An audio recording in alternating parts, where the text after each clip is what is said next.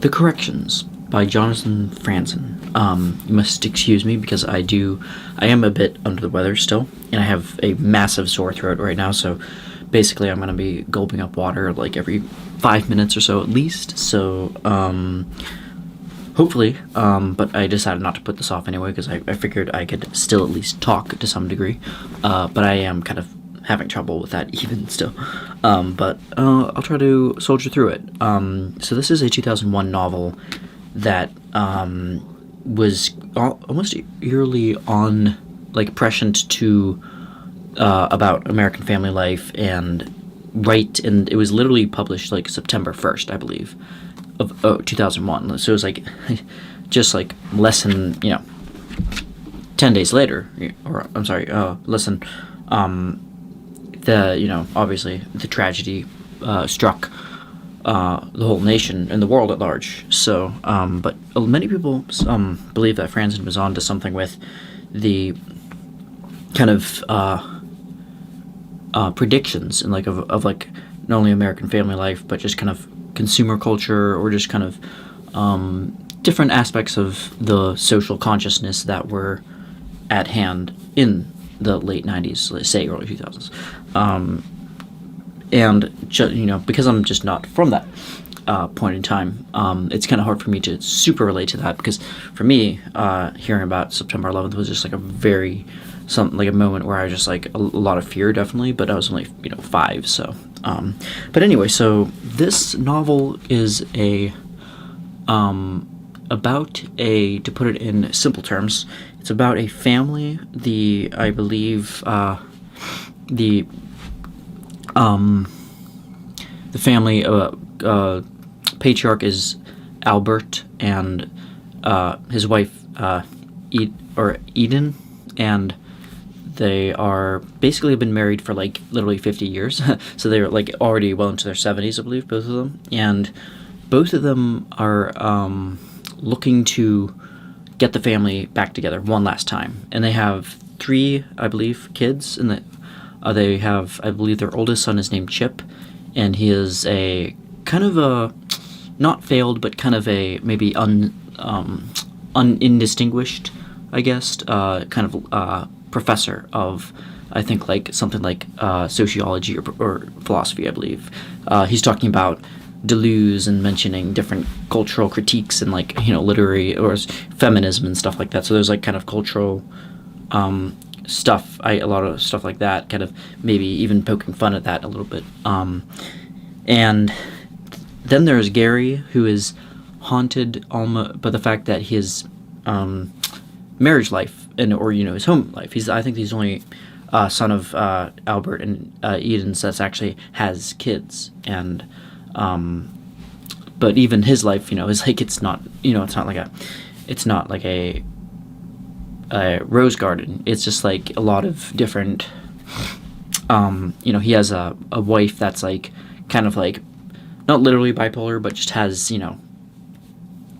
days when she'll be super confrontational and conflict oriented, and then other days where she'll be like really like she'll be weeping one day and then yelling at him the next, and then obviously he's not perfect either, but then he has kids, and he's I think Gary is he loves his kids, and he's not like a bad father, but I think his 2 to 3 kids, I think they are like, he feels that he's like neglecting them in some way, like he's not there enough for them. And so yeah, and then there's Denise, the oldest daughter, I believe, or I'm sorry, not the youngest, the only daughter of them, and I believe she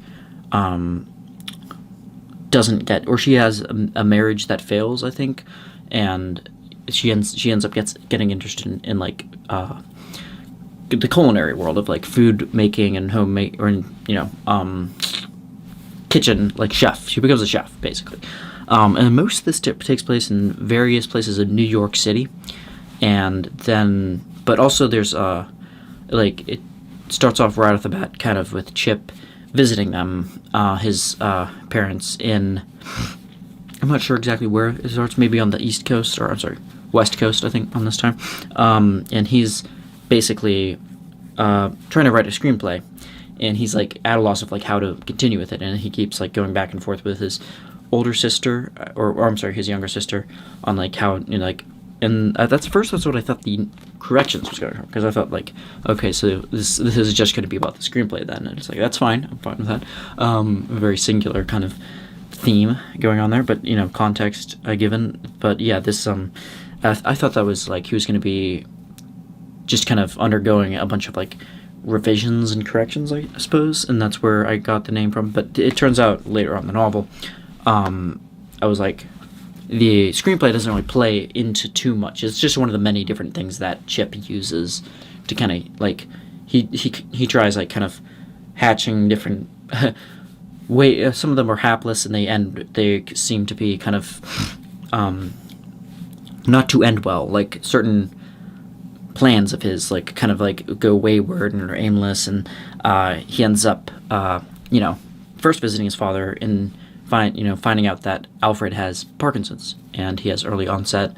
And for those of you who don't know, which you know is probably very surprising, but Parkinson's is a neurological, but more not so much with a neurologically degenerative as so much of it is to do with like physical tics. So I don't think it necessarily like makes you. I don't think it like necessarily dumbs you down necessarily, but it manifests itself with different like tics and like, you know, different, you know, like kind of, you know, agitations throughout the body, and I think cholera is another name for the dancer, you know, but I believe he also has dementia too, so it's like a very ugly pairing, because it's like not only does he get the restless kind of tics of this, but he also can't like retain his memory, you know, like dementia steals away that, you know, side of you that can remember inside. You can't even remember your kids. I feel really bad for Alfred the whole entire novel, because like it just is like a downward slope from the beginning, where it's like already not promising in the beginning as well. So in that sense, this is more of a kind of starkly realistic kind of way, and that's, as I think, a diversion from his other works. I've only read this one so far, much to my shame, because I read other postmodern area, you know, other kind of more modern novels, I guess, like DeLillo or Wallace, and but with this is like more of a I think he first was like mainly in postmodernism, and this is more of a starkly realistic. So there's not like as much as like is still like playing around with like themes, and I'm probably not gonna be able to find it now, but you know, there's like emails that they send. Surprisingly, I was able to find it.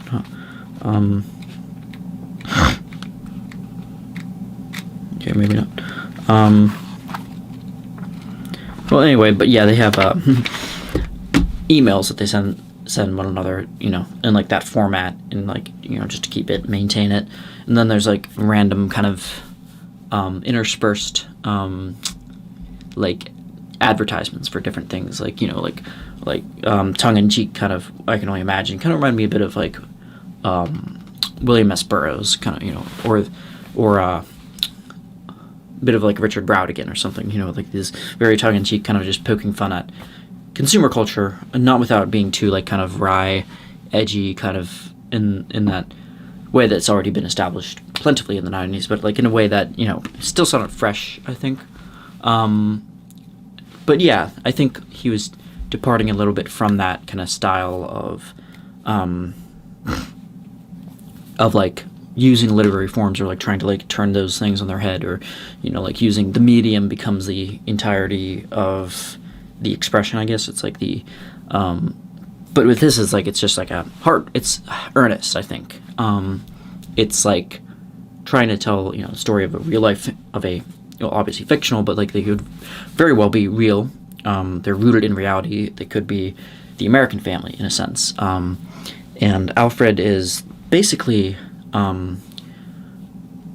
he has this, it's hard to like for me to describe what his past was, but I think he was some kind of like,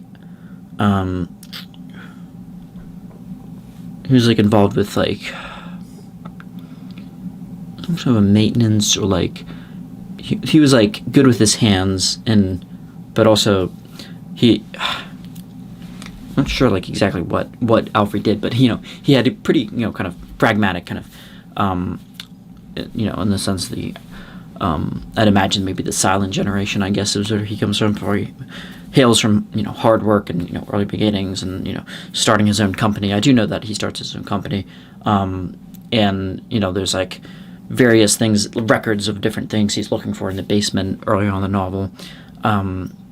That he's like, that's like, it's clear that he's starting to get like kind of the early nascent kind of instances of dementia as well.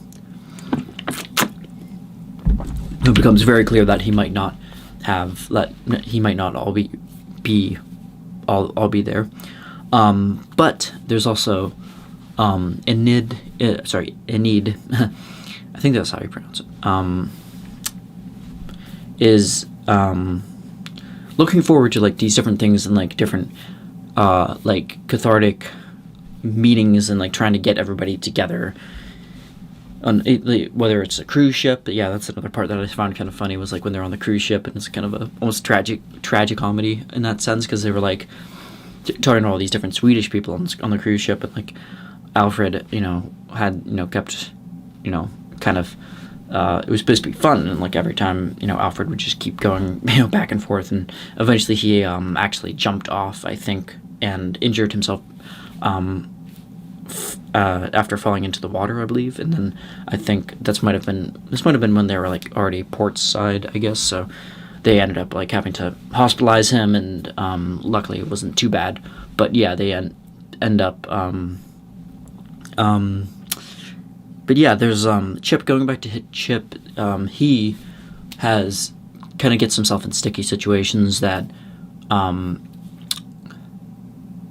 of a almost like a not a Byronic, but kind of a his attitude towards life is like kind of like I'm not really too sure what to think about Chip sometimes. Like sometimes he seems like he's just like a regular kind of guy, intelligent. He has obvious intelligence, and but he's also seems to be doing certain things, like for example, like things that will guarantee him the promise of like a good salary, or like something like making a screenplay to have like kind of just enough like of a sexy kind of plot and something that people will buy, and people will, without being too sexist, of course, because he's like really progressive as well, so it's like kind of a weird thing.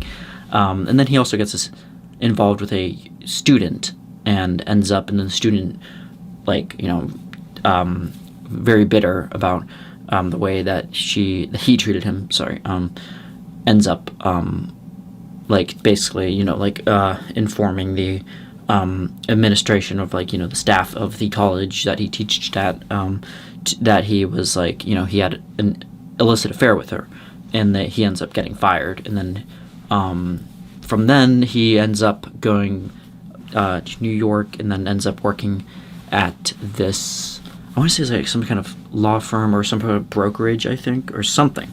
But he ends up kind of getting back into the swing of things, but then there's also different things that keep following him. Like he keeps getting haunted by different things, and that's kind of, I thought it was like an interesting character, because he kept, anytime something kept chasing him, he'd just run the other direction. Just like go buy a flight to Lithuania, because he meets this guy named Jonathon, I think, I believe is Eastern Europe descent, and they both end up just like going to Lithuania, and then he gets kind of embroiled with all these different kind of uprisings and political unrest there, and he just like ends up basically, I've seen this with people in real life though. It's like some people do this thing where, and I've been tempted to do this even, but this where you kind of get involved with different things, or like, oh well, I'm not, rather than actually kind of taking accountability or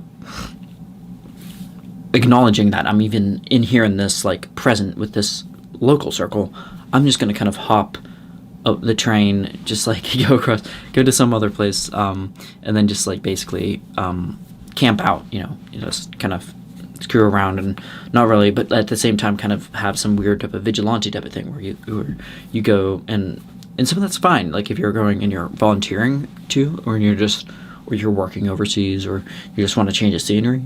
But with Chip, it felt like he was just running from different things and getting entangled with politics that he didn't really have a place in.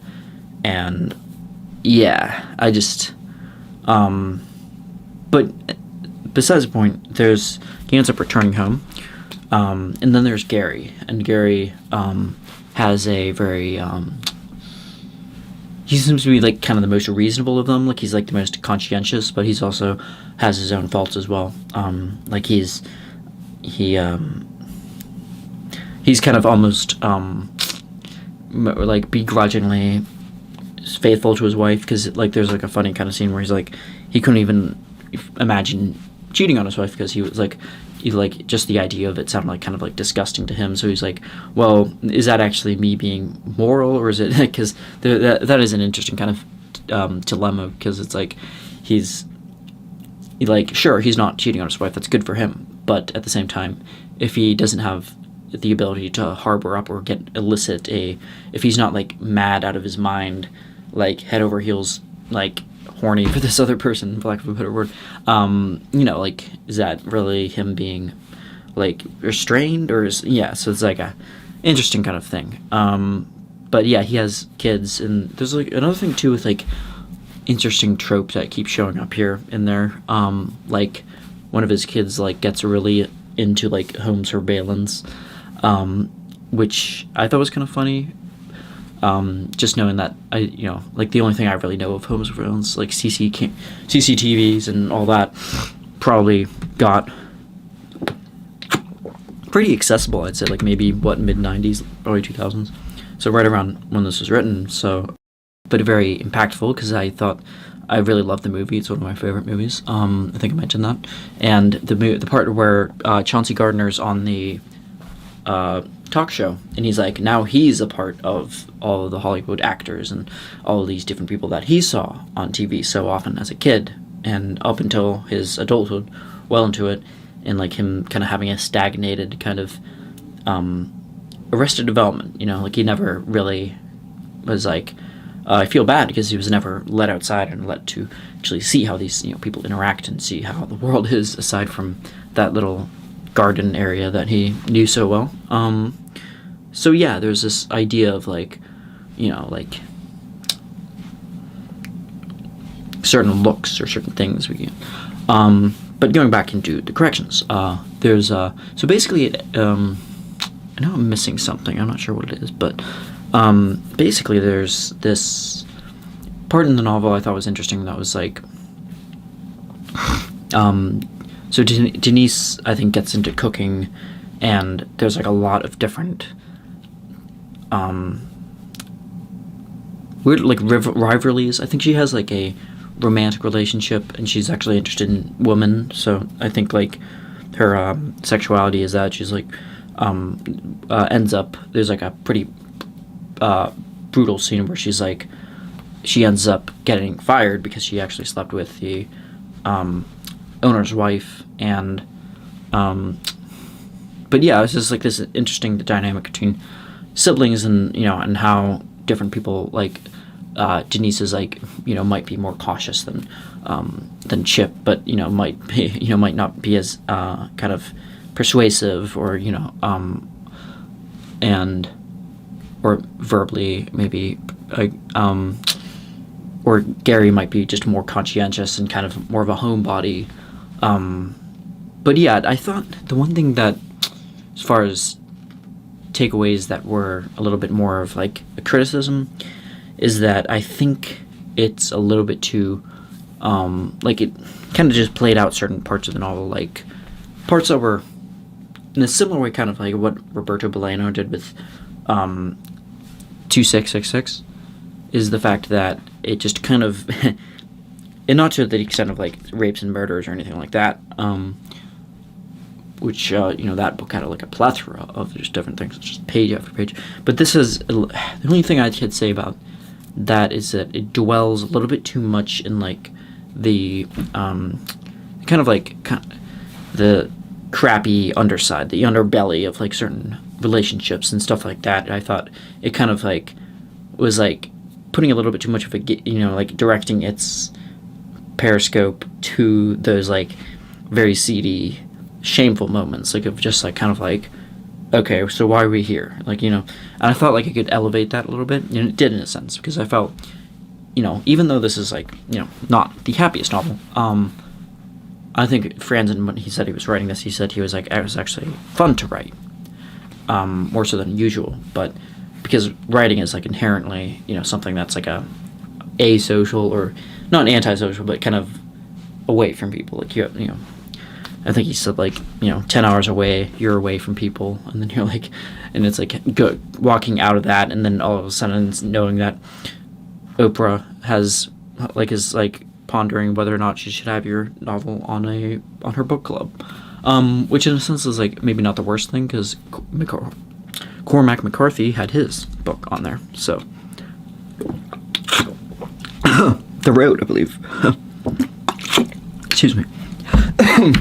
So yeah, I mean, I guess it's not the worst thing in the world, but I guess he did want to kind of like maybe say like, oh well, maybe the people that like my novels, or the kind of people that enjoy my books might not be the kind of ilk that Oprah has in mind, which is like more of a popular mainstream facet. So yeah, but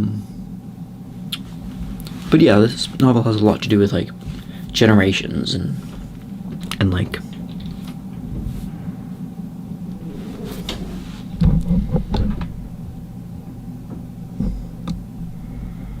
for the care and well-being of others. So yeah, I thought that was an interesting note to end on. And it was relatable, because there's definitely parts in my life where I've seen my own dad struggle with Huntington's and dementia, and there's a similar kind of neurological decline with that, and seeing how he was able to, or seeing how my my mom had to just like completely give so much of herself to like care for him, that like it's something that it's like even if these type of illnesses are rare, there's still Alzheimer's, and just like getting old in general like is not pretty anyway. So yeah, I have a ton of I commend anybody who's able to do that. I don't know if I'd have it in me personally to care for other people like that.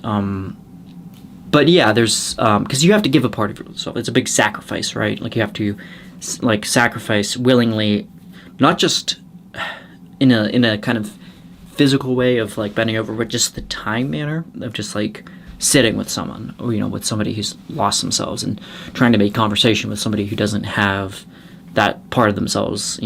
So yeah, that is all I have for today for Jonathon Franzen's Corrections, and let me know what you think. I'll definitely be reading his next stuff.